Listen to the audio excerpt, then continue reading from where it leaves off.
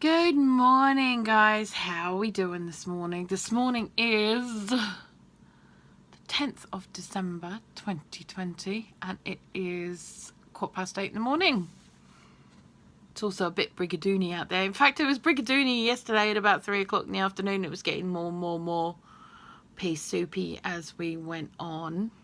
So we just battened down the hatches and just stayed inside.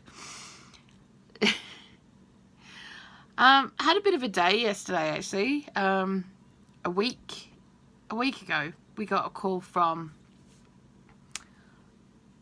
the housing people, or a housing lady, saying that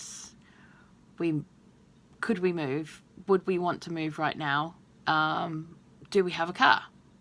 I'm like, yes, and yes. We've been trying to move from here for a while, and we've been on the list now for nearly 3 years to move. Unfortunately, because of our GP's system of writing letters to help with support through to the council and stuff, they don't do it. They don't do it at all.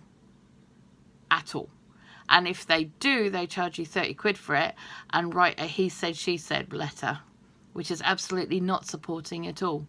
And to me, that's a negligent act when it comes down to, they say that it's because their letters aren't paid attention to. And I said, well, actually they are. They're requested, and, you know, you need to support your patients, because otherwise you're not doing what's best for them, their medical care.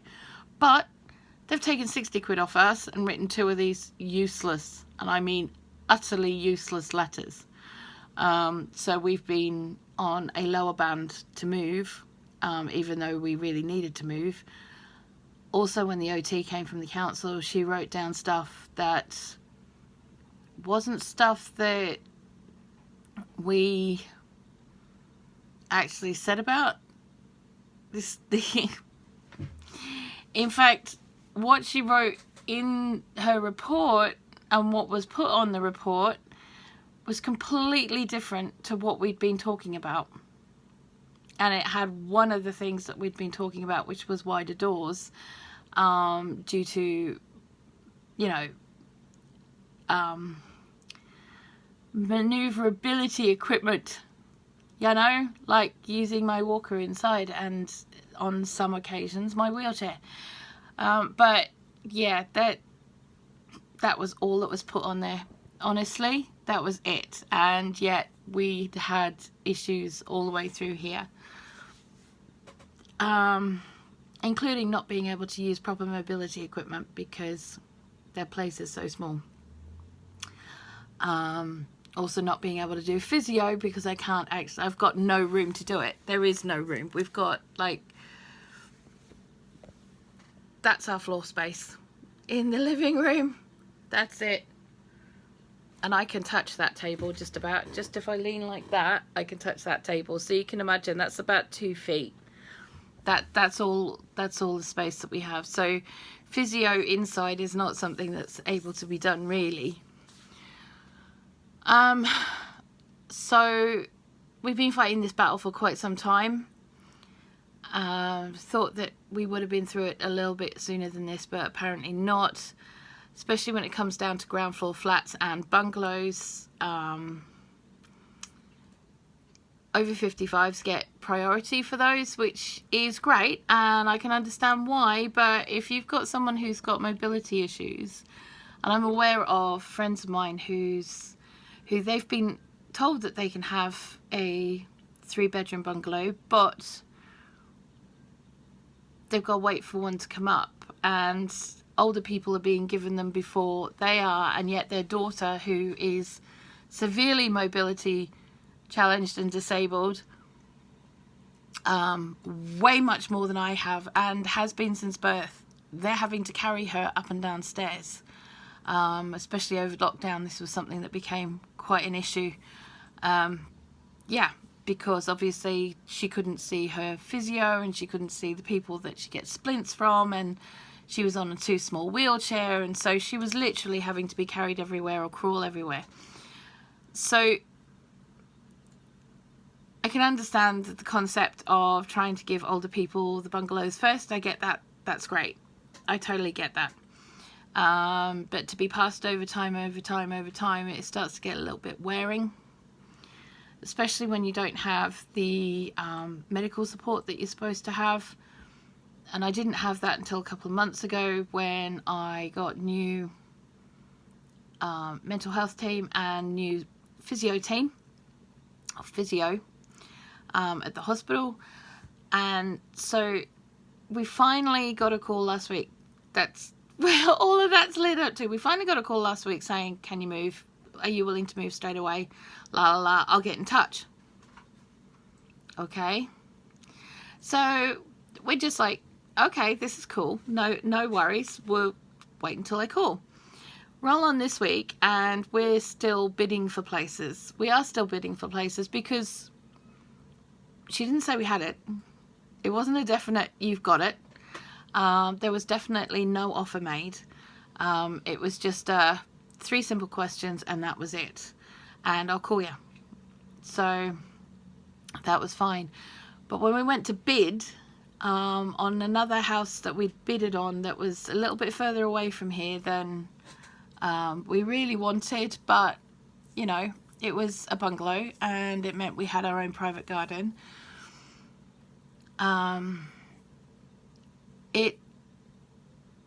We'd been skipped because of being on somebody else's shortlist and being given an offer. And we're like, what? What? We know nothing about this. What is this about? So we rang up York Council, found out that the house isn't in York Council. It's actually in a different council area by about a mile. A mile, okay? So when we finally do get hold of the council there, it took us about 3 or 4 phone calls to finally get through to a person. I finally hit an option that wasn't the option that we wanted, but I got person anyway. And that was the entire idea of the whole progress. So they sent an email off to whatever, because I said, look, I'm sorry, we don't know the name of the person, we don't know anything, we just need to know what's going on, because if we have been made this offer, we need to know that that's the thing, because we need to start putting money together and getting boxes and things like that. And she's like, okay, well, I will shoot off an email as urgent and we'll do that. So Tanny and I, in what we always do is we have a nap in the afternoon, well, either in the morning or the afternoon, but one or the other, but we have a nap. And in the middle of our nap, his phone rang. And it was the lady who had rung us earlier, and we were talking to her. Now, apparently she does want us to have the place. However, the maintenance guys have not gone in there, and not even she can enter the place because they haven't been in to say that it's safe to do so. Terrifying much? Little bit. But I can understand, because we have floorboards in here which have rotted away. Yeah, we have floorboards in here that have rotted away. So if there are floorboards similar to that there, then that would be the case, and we would have to look at that. Anywho, the other thing is as well that the OT is supposed to go out and look at the place. Well, because it's a mile out of York jurisdiction, she can't. It's in another council's jurisdiction, so she's not allowed to go out and have a look at the place. However, the estate manager has said to us, because she's a lovely, lovely lady, and I can't remember her name. Well, is she not the estate manager? Anywho, the lady we were speaking to said she would be more than happy for us to go in and say what we need and what we don't. So it's like, this is very cool. We can live with this. We can very much live with this. It also means that we have an entire front yard about the size of the one that we have now all to ourselves, which means that we can permanently put up the polytunnels, we can set up the beds, we can do it all however we want. It's also in the middle of nowhere, so it's nice and quiet. No more idiots with fireworks for a month, terrifying and doing all that kind of stuff. No more beer cans being chucked in the garden. No more shit being chucked in the garden. No more cold bottles of pee that people have peed in down the rat run being thrown into the garden. Any of that, that's going to be amazing. It really, really is. However, this is not going to take overnight. This is going to take weeks probably, and we more than likely won't be moving till somewhere in late January, early February, I would think. Judging by what other councils are doing and not allowing people just to move or to do swaps before January. So kind of thinking, so Tanya and I have been talking. We're actually going to sit down today and we're going to do a lot of work on trying to figure out what we're going to be doing and what we need to do and our to-do list and all of that kind of stuff. But one of the things we have to consider is our garden. Now, some stuff is planted. Some of that is going to have to come up and it's going to have to go into pots for transport. Tanya was just saying that some of it could be left behind. I'm not so happy about that because some of those plants I've nurtured from babies. I set the coriander up to self-seed this year. So, I mean, coriander itself, we can buy a couple of cheap plants of that or even a packet of seeds of that and just chuck it in without a problem too much. So I'm not that worried about that. We still have basil seeds, but the sage, the rosemary, the thyme, the oregano and the curry plant and the lemon balm, I'm not happy about leaving behind. I'm really not, because we've had them since we got here, really. We've just been picking them up as we've gone along. And the lemon balm, if you've been following the Instagram, was a tiny little plant like that I found at the nursery at the same time as I found the curry plant. So yeah, we've got those to sort out. We've also got the raspberry, the golden raspberry is going to have to come up. So I would imagine we're going to have to go and prune that to get it ready to go into dormancy stage, so we could actually transition it into a pot. There's also the gooseberry, which needs to go into a pot. Whatever comes of the spinach bed is going to come from the spinach bed. The one thing that we're a little concerned with and we're going to have to deal with is the compost bucket.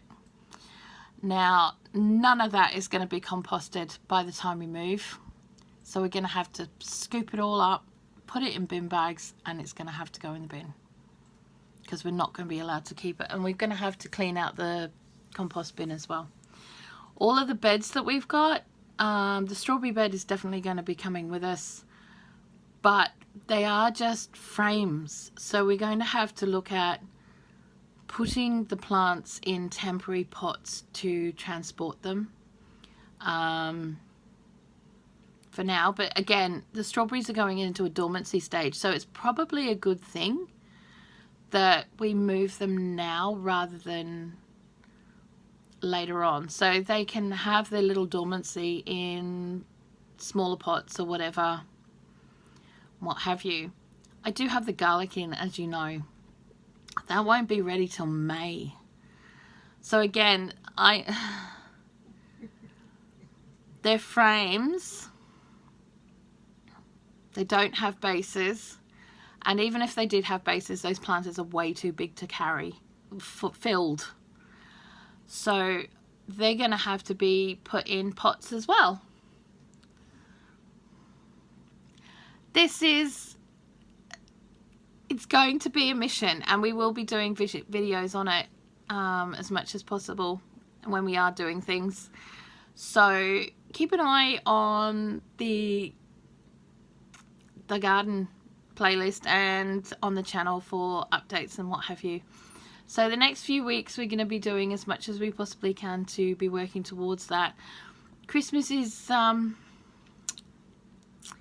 yeah, we're going to have Christmas, but we'll probably get presents and stuff after Christmas, after we move, so we can, you know, get each other things that, or the house things that we think we need, or we want, or we need, rather than, oh, I've had to do without. I don't know.